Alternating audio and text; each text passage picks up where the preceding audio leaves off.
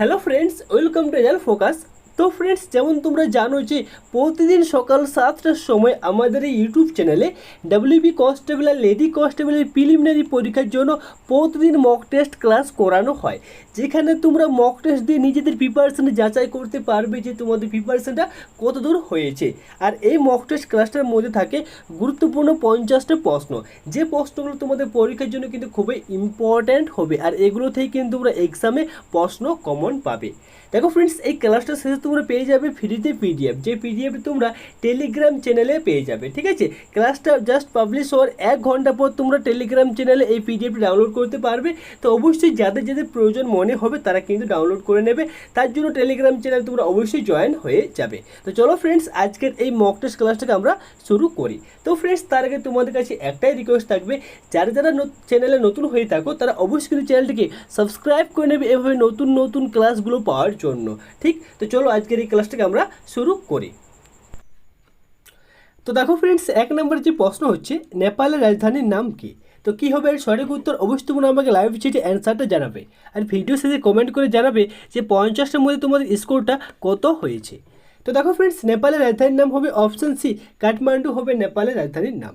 আর কাবুল যেটা, সেটা মনে রাখবে আফগানিস্তানের রাজধানীর নাম হচ্ছে কাবুল। ঢাকা হচ্ছে বাংলাদেশের রাজধানীর নাম, আর ভুটানের রাজধানীর নাম হচ্ছে থিম্পু। ঠিক, নেক্সট।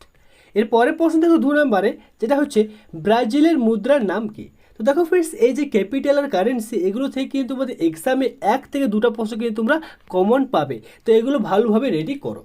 তো বলো অ্যান্সারটা কী হবে? ব্রাজিলের মুদ্রার নাম কি? তো অ্যান্সারটা হবে অপশন এ হবে এর সঠিক উত্তর। রিয়েল যেটা, সেটা হচ্ছে ব্রাজিলের মুদ্রার নাম। ঠিক, আর দেখো ফ্রেন্ডস, রুপি যেটা, সেটা মনে রাখবে আমাদের ভারতের মুদ্রার নাম। ডলার যেটা, সেটা মনে রাখবে আমেরিকা যুক্তরাষ্ট্রের মুদ্রার নাম হচ্ছে ডলার। ঠিক, নেক্সট। এরপরে প্রশ্ন দেখো 3 নম্বরে, পাকিস্তান ও আফগানিস্তানের সীমারেখা মানে বাউন্ডারি লাইনটার নাম কি রয়েছে পাকিস্তান ও আফগানিস্তানের? তো বলো অ্যান্সারটা কী হবে? এর অ্যান্সারটা হবে option D, Durand line. Durand line হচ্ছে পাকিস্তান ও আফগানিস্তানের সীমারেখার নাম। আর দেখো ফ্রেন্ডস, দুটো পয়েন্ট কিন্তু খুবই ইম্পর্টেন্ট, LOC আর LAC। তো LOC যেটা, সেটা হচ্ছে লাইন অফ কন্ট্রোল, যেটা রয়েছে ভারত আর পাকিস্তানের সীমারেখার নাম লাইন অফ কন্ট্রোল। আর ভারত আর চীনের সীমারেখার নাম যেটা, সেটা হচ্ছে LAC, line of actual control. দুটো কিন্তু খুবই ইম্পর্টেন্ট। ঠিক আছে, নেক্সট। এরপরে প্রশ্ন দেখো 4 নম্বরে, উদয়মান সূর্যের দেশ কাকে বলে? খুবই ইম্পর্টেন্ট প্রশ্ন। তো বলো অ্যান্সারটা কী হবে?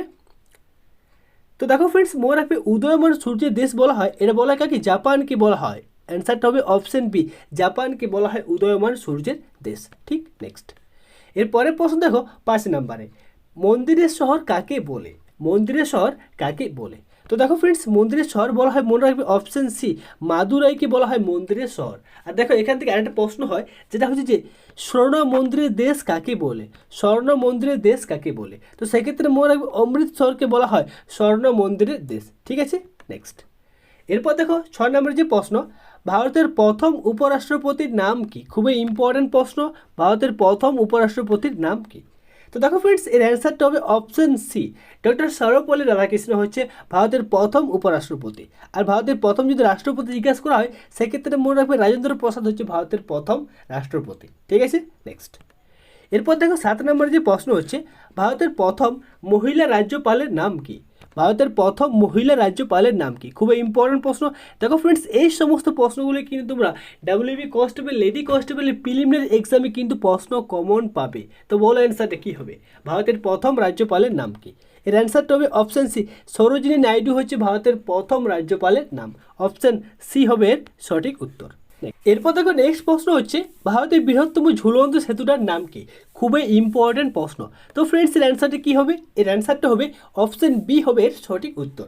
রবীন্দ্র সেতু হচ্ছে ভারতের বৃহত্তম ঝুলন্ত সেতুর নাম, আর এটা আমরা হাওড়া ব্রিজ নামও জানি। ঠিক আছে, অপশন বি হবে এর সঠিক উত্তর। নেক্সট দেখো পরের প্রশ্ন, ডান্ডিয়া কোন প্রদেশের বিখ্যাত নাচ? খুবই ইম্পর্টেন্ট প্রশ্ন, ডান্ডিয়া কোন প্রদেশের বিখ্যাত নাচ? তো বলো অ্যান্সারটা কী হবে? এর অ্যান্সারটা হবে অপশন এ হবে এর সঠিক উত্তর।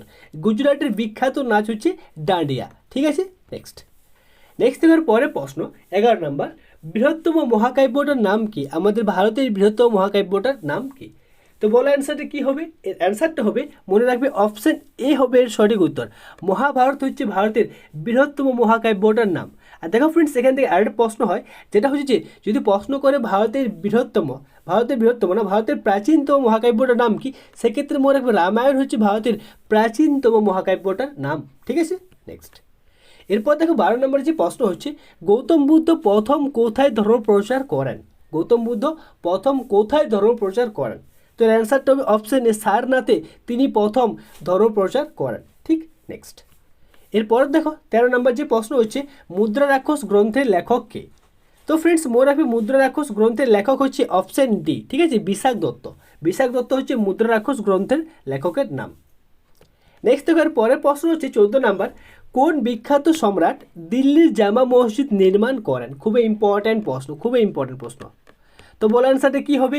কোন বিখ্যাত সম্রাট দিল্লির জামা মসজিদ নির্মাণ করেন? এর অ্যান্সারটা হবে অপশন বি হবে এর সঠিক উত্তর, শাহজাহান। মনে রাখবে শাহজাহান তিনি দিল্লির জামা মসজিদ নির্মাণ করেন। অপশন বি হবে এর সঠিক অ্যান্সার। নেক্সট, এরপর দেখো 15 নম্বর যে প্রশ্ন হচ্ছে, সিন্ধু সভ্যতার কোন অঞ্চল সিন্ধু নদীর তীরে অবস্থিত? সিন্ধু সভ্যতার কোন অঞ্চলটা সিন্ধু নদীর তীরে অবস্থিত? তো মনে রাখবে অপশন বি, মহেঞ্জোদারো যে অঞ্চলটা সেটা মনে রাখবে সিন্ধু নদীর তীরে অবস্থিত। আর দেখো সিন্ধু সভ্যতার যে হরপ্পা কেন্দ্রটা রয়েছে এটা মনে রাখবে রাভি বা ইরাবতী নদীর তীরে অবস্থিত। কালীবঙ্গাল যে কেন্দ্রটা রয়েছে এটা মনে রাখবে ঘাঘর নদীর তীরে অবস্থিত। ঠিক আছে, নেক্সট। এরপর দেখো 16 নম্বর যে প্রশ্ন হচ্ছে, ভারতের লৌহ মানব নামে পরিচিত? তো বলো অ্যান্সারটা কী হবে? এর অ্যান্সার সেটা হবে দেখো সর্দার বল্লভভাই পাটেল হচ্ছে, মানে একে বলা হয় ভারতের লৌহ মানব। সর্দার বল্লভভাই পাটেলকে বলা হয় ভারতের লৌহ মানব। অপশান সি হবে এর সঠিক উত্তর। নেক্সট, এরপর দেখো 17 নম্বরের যে প্রশ্ন হচ্ছে, এখানে দুটো মিস্টেক হয়েছে, ঠিক আছে, 17 নাম্বার হবে। তো দেখো রামচরিত কার লেখা? তো মনে রাখবে এর অ্যান্সারটা হবে অপশান এ, সন্ধ্যাকর নন্দীর লেখা হচ্ছে রামচরিত। ঠিক আছে, নেক্সট। এর পরের যে প্রশ্ন হচ্ছে, বৈদিক যুগে বৃষ্টির দেবতা কাকে বলা হয় বা কে ছিল? বৈদিক যুগে বৃষ্টির দেবতা কে ছিল? তো মনে রাখবে এর অ্যান্সারটা হবে অপশান ডি হবে এর সঠিক উত্তর, ইন্দ্রকে বলা হয় বৈদিক যুগের বৃষ্টি আর বজ্রপাতের দেবতা। ঠিক আছে, ইন্দ্রকে বলা হয়।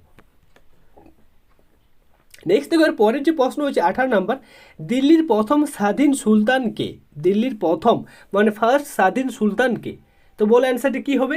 এর অ্যান্সারটা হবে মনে রাখবে অপশন বি, কুতুবুদ্দিন আইবক হচ্ছে দিল্লির প্রথম স্বাধীন সুলতান, কুতুবুদ্দিন আইবক। ঠিক আছে, নেক্সট দেখো পরের প্রশ্ন হচ্ছে দেখো 19 নাম্বার, মানস শব্দারি প্রথা কে প্রচলন করেন? মানস শব্দারি প্রথা কে প্রচলন করেন?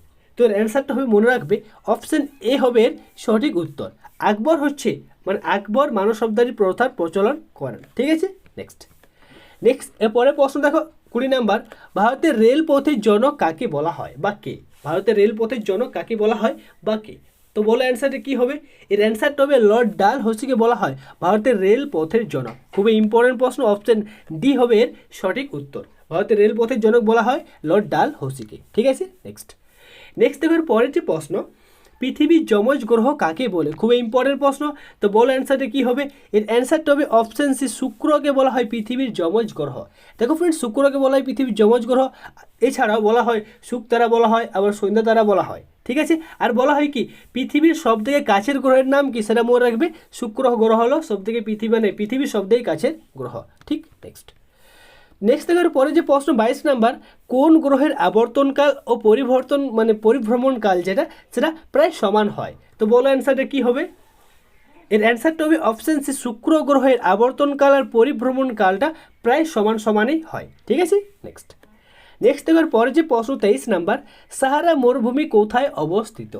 সাহারা যে মরুভূমিটা সেটা কোথায় অবস্থিত? তো ফ্রেন্ডস মনে রাখবে এর অ্যান্সারটা হবে আফ্রিকাতে, দক্ষিণ আফ্রিকাতে সাহারা মরুভূমির অবস্থিত। ঠিক আছে, দক্ষিণ আফ্রিকাতে। নেক্সট এর পরে যে প্রশ্ন, করাচি শহরটা কোথায় অবস্থিত? করাচি যে শহরটা সেটা কোথায় অবস্থিত, মানে কোন দেশে অবস্থিত? পাকিস্তানে অবস্থিত, মায়ানমারে অবস্থিত, চীনে অবস্থিত, না জার্মানিতে অবস্থিত? তো বলো অ্যান্সারটা কী হবে? এর অ্যান্সারটা হবে অপশানে পাকিস্তানে অবস্থিত করাচি শহরটা। আর মনে রাখবে এই যে করাচি শহরটা সেটা সিন্ধু নদীর তীরে অবস্থিত। ঠিক আছে, নেক্সট এরপরে যে প্রশ্ন হচ্ছে দেখো, গঙ্গা নদীর দৈর্ঘ্য কত? গঙ্গা নদীর দৈর্ঘ্য কত? খুবই ইম্পর্ট্যান্ট প্রশ্ন। তো বলো অ্যান্সারটা কী হবে? এর অ্যান্সার যেটা সেটা হবে অপশন সি হবে এর সঠিক উত্তর। 2525 কিলোমিটার হচ্ছে গঙ্গা নদীর দৈর্ঘ্য। আর দেখো ফ্রেন্ডস, যদি প্রশ্ন করে সিন্ধু নদীর দৈর্ঘ্য কত, সেটা মনে রাখবে 2900 কিলোমিটার হচ্ছে সিন্ধু নদীর দৈর্ঘ্য। ঠিক আছে, নেক্সট এবার পরে যে প্রশ্ন 26 নাম্বার, হুডরু জলপ্রপাত কোথায় অবস্থিত? হুডরু জলপ্রপাত যেটা সেটা কোথায় অবস্থিত, কোন রাজ্যে রয়েছে? ঝাড়খণ্ডে, মধ্যপ্রদেশ, বিহার না কর্ণাটকে? তো ফ্রেন্ডস মনে রাখবে এর অ্যান্সারটা হবে অপশন এ, ঝাড়খণ্ডে রয়েছে হুডরু জলপ্রপাত। অপশন এ হবে এর সঠিক অ্যান্সার, হুডরু জলপ্রপাত ঝাড়খণ্ডে রয়েছে। নেক্সট এবার পরে যে প্রশ্ন 27 নাম্বার, এলাহাবাদ কোন নদীর তীরে অবস্থিত? এলাহাবাদ যে শহরটা, ঠিক আছে, খুবই ইম্পর্টেন্ট প্রশ্ন। এলাহাবাদ যে শহরটা সেটা কোন নদীর তীরে অবস্থিত? তো প্রত্যেকে জানো অ্যান্সারটা কী হবে। এর অ্যান্সারটা হবে অপশন এ, গঙ্গা, যমুনা ও সরস্বতীর মিলন স্থলে অবস্থিত এলাহাবাদ যে শহরটা রয়েছে। ঠিক আছে, গঙ্গা, যমুনা ও সরস্বতী এই তিনটা নদীর মিলন স্থলে এই এলাহাবাদ শহরটা কিন্তু অবস্থিত। ঠিক, নেক্সট এর পরে যে প্রশ্ন, ইদুক্কি পরিকল্পনা কোন নদীর উপর অবস্থিত? তো ইদুক্কি পরিকল্পনা যেটা সেটা কোন নদীর উপর অবস্থিত? প্রত্যেকে কমেন্ট করে অ্যান্সার জানাও কি হবে এর সঠিক উত্তর।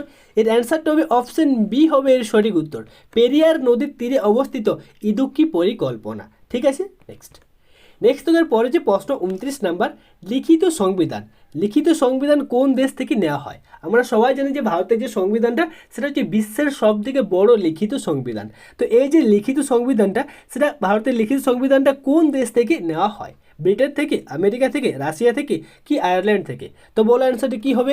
এর অ্যান্সারটা হবে অপশন বি, আমেরিকা থেকে নেওয়া হয় লিখিত সংবিধানটা। ঠিক আছে, নেক্সট দেখার পরে যে প্রশ্ন 30 নাম্বার, পঞ্চায়েত সমিতি গঠিত হয় কোন স্তরে? গ্রাম স্তরে, শহর স্তরে, ব্লক স্তরে কি পৌরসভার স্তরে? মানে যে পঞ্চায়েত সমিতিটা গঠিত হয় সেটা কোন স্তরে গঠিত হয়? তো বলো অ্যান্সারটা কী হবে। এর অ্যান্সারটা হবে অপশন বি, গ্রাম স্তরে। মনে রাখবে গ্রাম স্তরে গঠিত হয় পঞ্চায়েত সমিতি। ঠিক, নেক্সট এর পরে যে প্রশ্ন 31 নাম্বার, কে মৌলিক অধিকার সংশোধন করতে পারে? কে মৌলিক অধিকার সংশোধন করতে পারে? রাষ্ট্রপতি, লোকসভা, সুপ্রিম কোর্ট কি সংসদ? তো বলো অ্যান্সারটা কী হবে। এর অ্যান্সারটা হবে মনে রাখবে অপশন সি, সুপ্রিম কোর্ট। শুধুমাত্র সুপ্রিম কোর্টেই পারে যে মৌলিক অধিকারগুলোকে সংশোধন করতে। অপশন সি হবে এর সঠিক অ্যান্সার। নেক্সট এরপরে যে প্রশ্ন 32 নাম্বার, ভারতের জাতীয় পতাকা গণপরিষদের দ্বারা কবে গৃহীত হয়? ভারতের জাতীয় পতাকা গণপরিষদের দ্বারা কবে গৃহীত হয়? তো বলো অ্যান্সারটা কী হবে, খুবই ইম্পর্ট্যান্ট প্রশ্ন। তো দেখো ফ্রেন্ডস, এর অ্যান্সারটা হবে অপশন বি হবে এর সঠিক উত্তর। অপশন বি না, অপশন এ হবে এর সঠিক উত্তর। জুলাই মাসে 1947 সালে জুলাই মাসে ভারতের জাতীয় পতাকা গণপরিষদ দ্বারা গৃহীত হয়। অপশন এ হবে এর সঠিক অ্যান্সার। নেক্সট এরপরে যে প্রশ্ন 33 নাম্বার, কত নাম্বার ধারায় আইনের দৃষ্টিতে সবাই সমান এই কথাটা উল্লেখ করা আছে? কত নাম্বার ধারাতে? প্রত্যেকে জানো অ্যান্সারটা কী হবে। তো দেখো এর অ্যান্সারটা হবে অপশন ডি হবে এর সঠিক উত্তর। 14 নম্বর ধারাতে উল্লেখ করা আছে যে আইনের দৃষ্টিতে সবাই সমান। ঠিক আছে, নেক্সট এর পরে যে প্রশ্ন, ডিবিএমএস এর সম্পূর্ণ নাম কি? দেখো ফ্রেন্ডস, এই প্রশ্নটা কিন্তু কম্পিউটার থেকে প্রশ্ন। তো বলো অ্যান্সারটা কী হবে। অপশন এ আছে data base maintenance system, option B আছে ডাটাবেস ম্যানেজমেন্ট সিস্টেম, আর অপশন সি আছে ডিজিটাল বেস ম্যানেজমেন্ট সিস্টেম। তো বলো অ্যান্সারটা কী হবে। আর অপশন ডি আছে কোনোটিই নয়। তো দেখো ফ্রেন্ডস, এর অ্যান্সারটা হবে অপশন বি হবে এর সঠিক উত্তর। ডাটাবেস ম্যানেজমেন্ট সিস্টেম হচ্ছে ডিবিএমএস এর সম্পূর্ণ নাম। ঠিক, নেক্সট এর পরে যে প্রশ্ন, 1 জিবি সমান কত? 1 জিবি সমান কত? তো এই প্রশ্নের অ্যান্সারটা প্রায় সবারই পারা উচিত। তো বলো অ্যান্সারটা কী হবে। দেখো ফ্রেন্ডস, তোমাদের WB constable, lady constable preliminary এক্সামে কম্পিউটার থেকে 1 থেকে 2টি প্রশ্ন 100% কিন্তু তোমরা কমন পাবে। তো বলো অ্যান্সারটা কী হবে। এর অ্যান্সারটা হবে 1 জিবি সমান 1024 MB। অপশান এ হবে এর সঠিক অ্যান্সার। ঠিক আছে, নেক্সট এবার পরের প্রশ্ন, জকি শব্দটি কোন খেলার সঙ্গে সম্পর্কিত? খুবই ইম্পর্টেন্ট প্রশ্ন। দেখো ফ্রেন্ডস, এই যে খেলার মানে কোন খেলাতে কোন শব্দগুলো সম্পর্কিত, এগুলো থেকে কিন্তু তোমরা একটি প্রশ্ন কিন্তু অবশ্যই কমন পাবে। ঠিক আছে, তো এগুলো ভালোভাবে রেডি করো। তো দেখো জকি শব্দটা কোন খেলার সঙ্গে সম্পর্কিত, এর অ্যান্সারটা হবে অপশন এ হবে এর সঠিক উত্তর, ঘোড়া দৌড়ের সাথে সম্পর্কিত। ঠিক আছে, নেক্সট এবার পরে যে প্রশ্ন, একটি টিমে বাস্কেটবলের খেলোয়াড়ের সংখ্যা কত? একটা টিমে বাস্কেটবলের খেলোয়াড়ের সংখ্যা কত? তো দেখো ফ্রেন্ডস, মনে রাখবে এর অ্যান্সারটা হবে অপশন বি হচ্ছে 5 জন। একটা টিমে থাকে বাস্কেটবলে 5 জন। ঠিক আছে, অপশন বি হবে এর সঠিক অ্যান্সার। নেক্সট থেকে পরে যে প্রশ্ন 38 নাম্বার, ইন্দিরা গান্ধী কাপ কোন খেলাতে দেওয়া হয়? তো দেখো ফ্রেন্ডস, এই যে কোন খেলাতে কোন কাপগুলো দেওয়া হয়, আবার কোন খেলাতে কোন শব্দগুলো ব্যবহার করা হয়, যেমন LBW শব্দ, আর একটু আগে আমরা দেখলাম যে জকি যে শব্দটা সেটা কোন খেলার সাথে সম্পর্কিত। তো এই যে কোন খেলার সাথে কোন শব্দগুলো ব্যবহার করা হয় আর কোন খেলাতে কোন কাপগুলো দেওয়া হয়, এগুলো কিন্তু তোমরা ভালোভাবে রেডি করো। এই যে খেলাধুলা থেকে তোমরা 4 থেকে 5টা প্রশ্ন কিন্তু অবশ্যই কমন পাবে, ঠিক আছে? তো ভালোভাবে এই টপিকগুলো রেডি করো। তো বলো এর অ্যান্সারটা কী হবে? এর অ্যান্সারটা হবে অপশন বি হবে এর সঠিক উত্তর। ফুটবল খেলার সাথে সম্পর্কিত এই যে ইন্দিরা গান্ধী কাপ যেটা, সেটা ফুটবল খেলাতে মানে দেওয়া হয়, ঠিক আছে? নেক্সট থেকে পরে যে প্রশ্ন 39 নাম্বার, প্রোটন কণা কে আবিষ্কার করেন? প্রোটন কণা কে আবিষ্কার করেন? তো বলো অ্যান্সারটা কী হবে? এর অ্যান্সারটা হবে অপশন ডি হবে এর সঠিক উত্তর, রাদারফোর্ড। বিজ্ঞানী রাদারফোর্ড প্রোটন কণা আবিষ্কার করে। আর দেখো ফ্রেন্ডস, এখান থেকে আরেকটা প্রশ্ন হয় যে পরমাণুর মধ্যে যে নিউক্লিয়াসটা পাওয়া যায়, তোমরা সবাই জানো পরমাণুর মধ্যে নিউক্লিয়াস পাওয়া যায় আর তার মধ্যে প্রোটন আর নিউট্রনটা পাওয়া যায়। তো পরমাণুর মধ্যে এই যে নিউক্লিয়াসটা পাওয়া যায়, এটা কে আবিষ্কার করে? তো মনে রাখবে রাদারফোর্ড আবিষ্কার করে পরমাণু নিউক্লিয়াস, ঠিক আছে? নেক্সট থেকে পরে যে প্রশ্ন 40 নাম্বার, রোধের একক কী? রোধের একক কী? খুবই ইম্পর্ট্যান্ট প্রশ্ন। তো দেখো এর অ্যান্সারটা হবে অপশন ডি, ওহম যেটা সেটা হচ্ছে রোধের একক। অপশন সি হবে এর সঠিক উত্তর। আর দেখো ফ্রেন্ডস, মনে রাখবে ভোল্ট যেটা সেটা হচ্ছে বিভব প্রভেদের একক হচ্ছে ভোল্ট, ঠিক? আর পাস্কাল যেটা সেটা তোমরা কিসের একক অবশ্যই কিন্তু প্রত্যেকে আমাকে কমেন্ট করে অ্যান্সারটা জানাবে। নেক্সট থেকে পরে যে প্রশ্ন 41 নাম্বার, পোড়া চুনে তাপ দিলে কোন শক্তি উৎপন্ন হয়? দেখো ফ্রেন্ডস, এখানে তাপ না, এখানে জল দিলে, ঠিক আছে? একটু মিস্টেক হয়ে গেছে। এখানে পোড়া চুনে জল দিলে কোন শক্তির উৎপন্ন হয়? প্রত্যেকে কিন্তু কমেন্ট করে জানাও। তো দেখো, পোড়া চুনে যদি তোমরা জল দাও তাহলে কি তাপ শক্তি দেখবে উৎপন্ন হয়? অপশান এ হবে এর সঠিক উত্তর, ঠিক? নেক্সট থেকে পরে যে প্রশ্ন, কোনটা তৃতীয় শ্রেণীর লিভার? তো বলো অ্যান্সারটা কী হবে? খুবই ইম্পর্ট্যান্ট প্রশ্ন। দেখো ফ্রেন্ডস, WP কনস্টেবল, লেডি কনস্টেবলের প্রিলিমিনারি এক্সামে মানে সায়েন্সের পার্টটা কিন্তু এখন খুব বেশি পরিমাণে দিচ্ছে। এখান থেকে তোমরা 12 থেকে 17টা প্রশ্ন কিন্তু কমন পাবে, ঠিক আছে? সায়েন্স থেকে। তো ভালোভাবে কিন্তু সায়েন্সের যে বেসিক নলেজটা সেটা কিন্তু ভালোভাবে তোমরা ক্লিয়ার করো, ঠিক? তো বলো অ্যান্সারটা কী হবে? এর অ্যান্সারটা হবে অপশন এ হবে এর সঠিক উত্তর, মুখের চোয়াল যেটা সেটা হচ্ছে তৃতীয় শ্রেণীর লিভার, ঠিক আছে? নেক্সট এরপরে যে প্রশ্ন, সবচেয়ে হালকা ধাতুটার নাম কি? তো বলো অ্যান্সারটা কী হবে?